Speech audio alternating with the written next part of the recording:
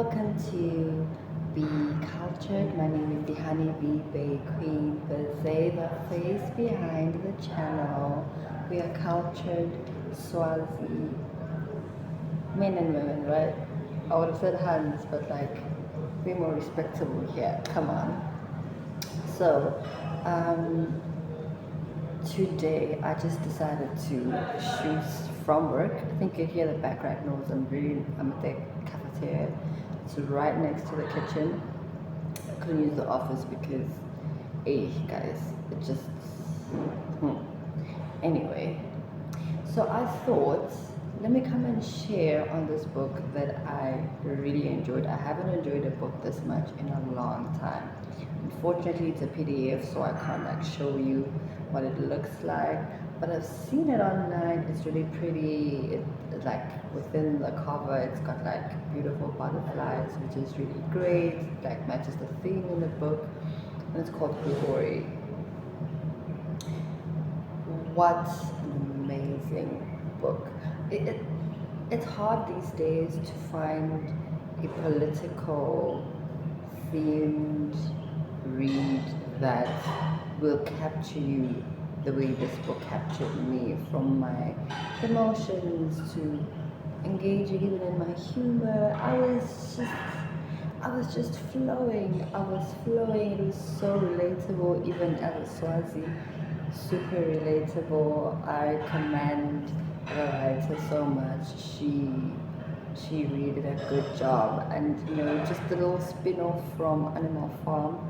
At first I was like, I'm not sure. I've read Animal Farm before, but it was just once. I was very young, and I think I was in 6th or 7th grade, and it was a book. So I was like, not another one. But as I kept going, I was like, hey, this one is actually nice.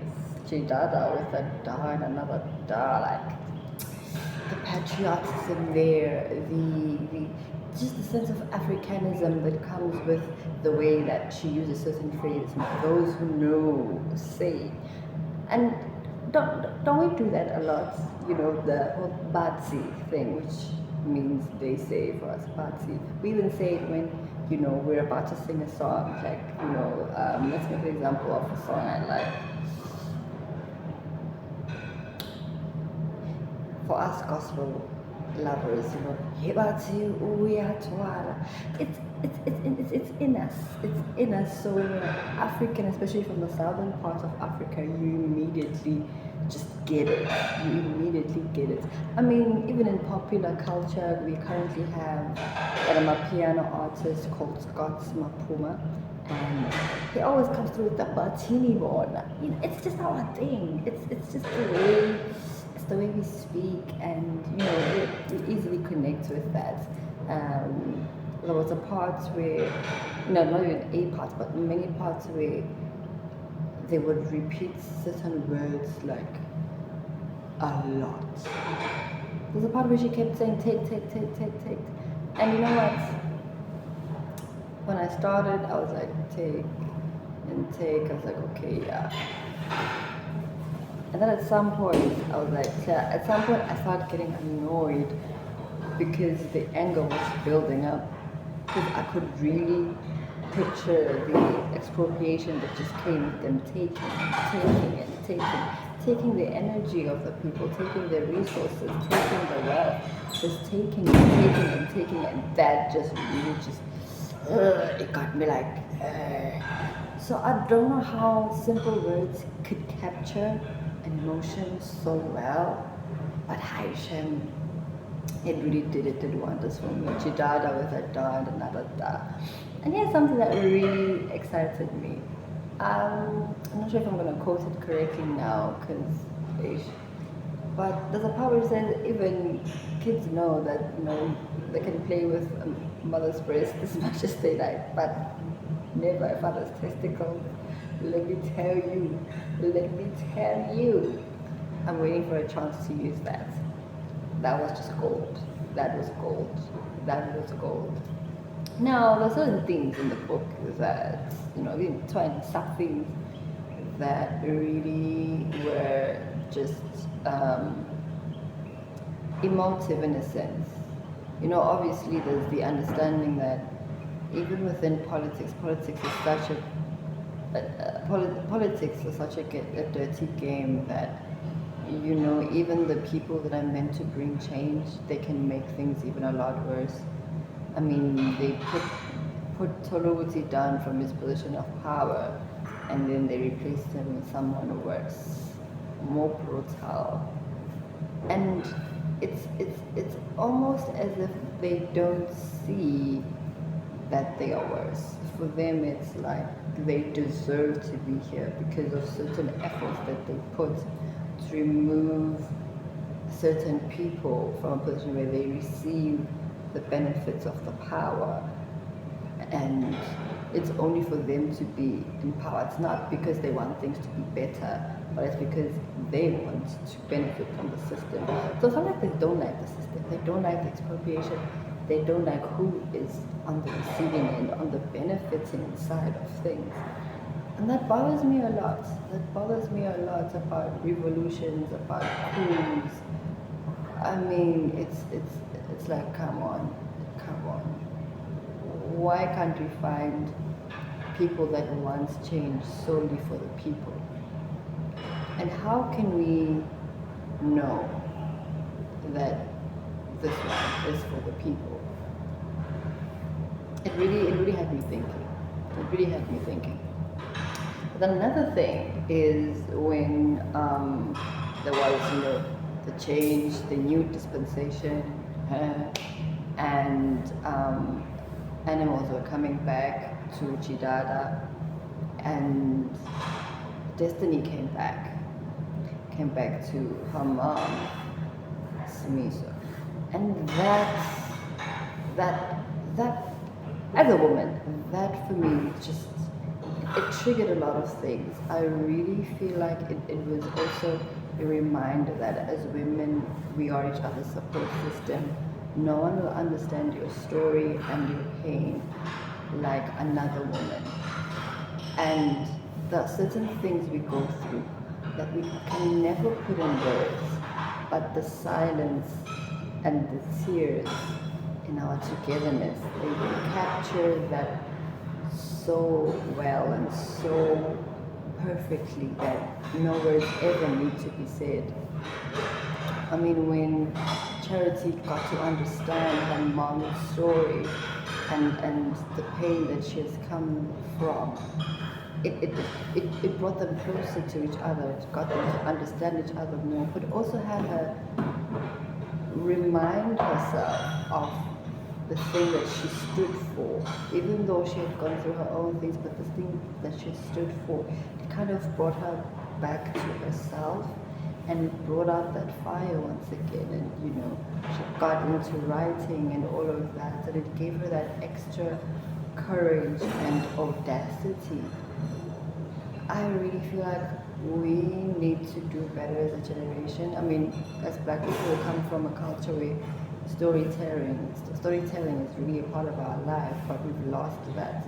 The things that we used to carry from generation to generation, we need that again. We need to know what was happening before in our parents' marriages so that we know what to implement and what to leave behind. Because we keep talking about how marriages don't last anymore.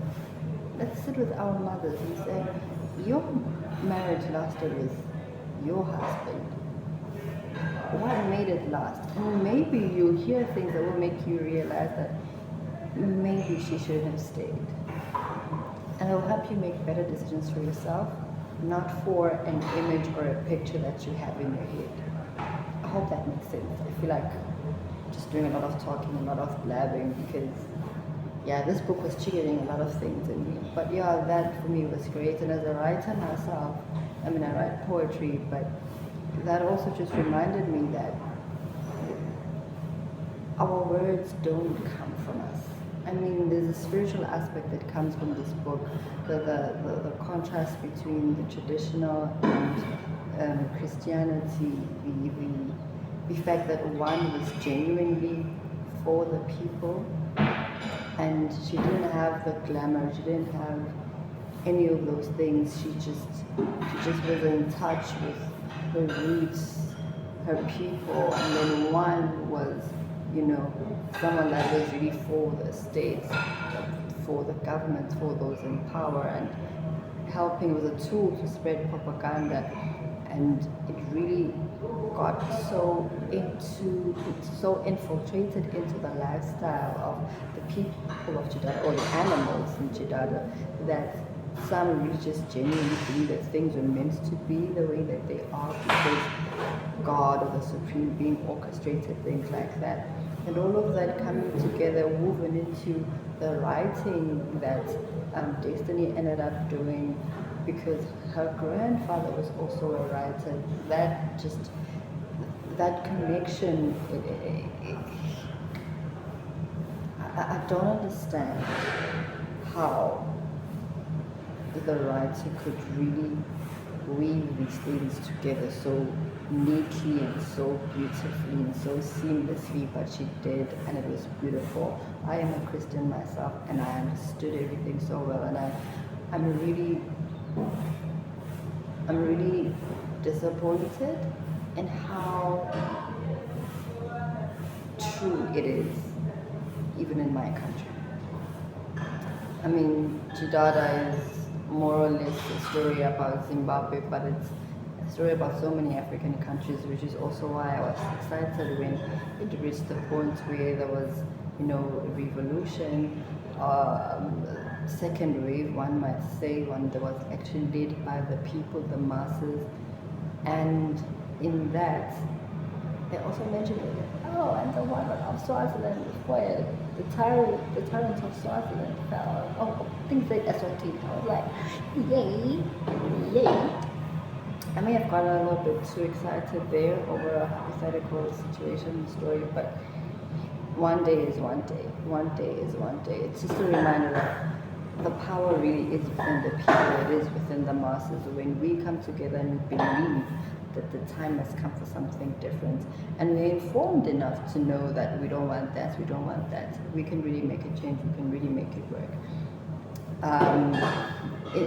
In that phase, in that part of things, I really liked how, the ongoing struggle incorporated arts, the butterflies that were painted on Sila's body, the butterfly, on her wall, I said board, on her wall, the butterflies finding their way also into the new flag. Just that on its own, to say there's freedom fighters, there's the women who are, not even the women, but people who are spiritual, there's women standing by each other, there's mothers that come together, and there's artists that come together in part of the struggle to get us into a position where the revolution is here.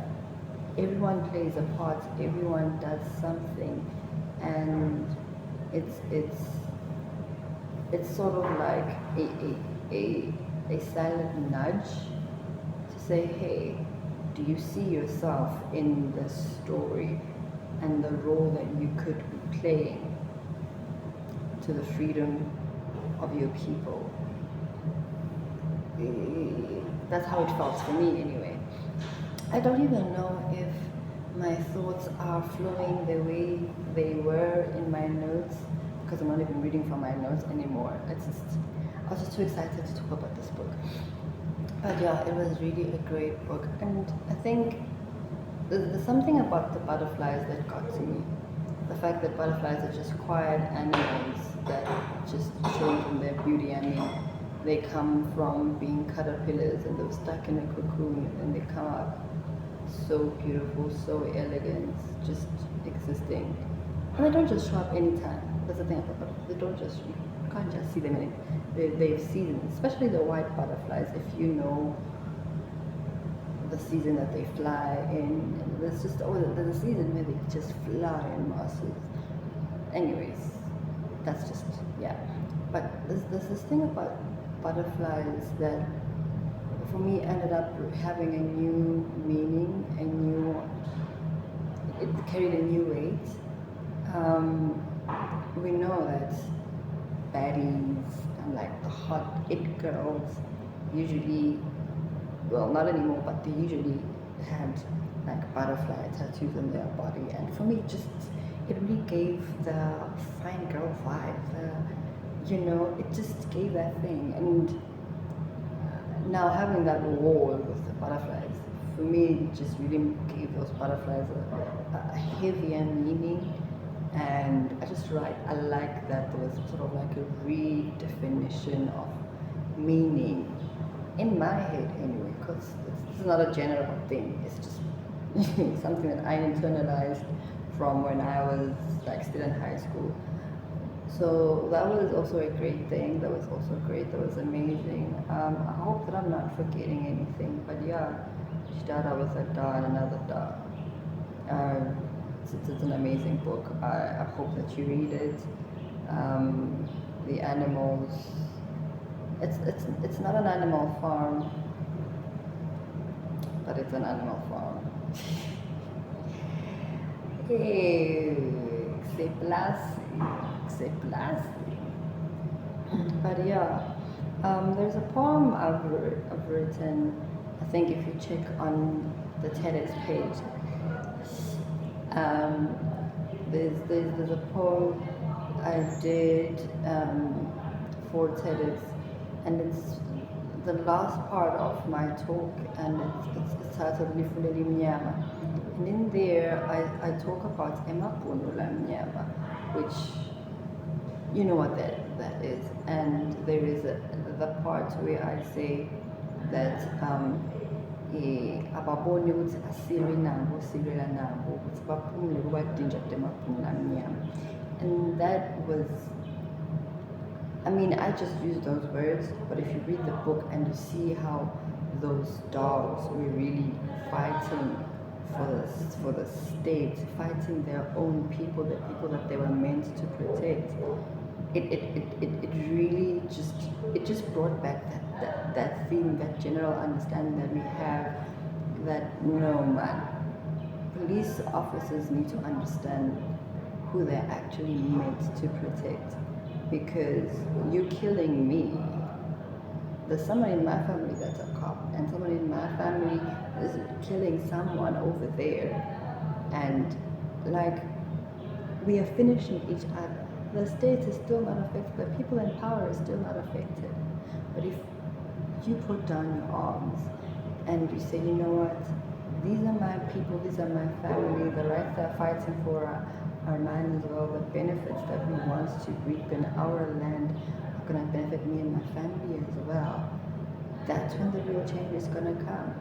Because we really are not against them as an institution. I mean, the position of you being enforcers of the law and things like that is not a problem. The problem is how you're enforcing it, and it is only towards oppressing us even more. I don't like that. I just didn't like that at all. So yeah, guys, that's basically it. Hope you enjoy it. I'm gonna try to go a bit more consistent. There's a couple more videos coming after. I'm really trying to be more strategic to at least have something coming weekly.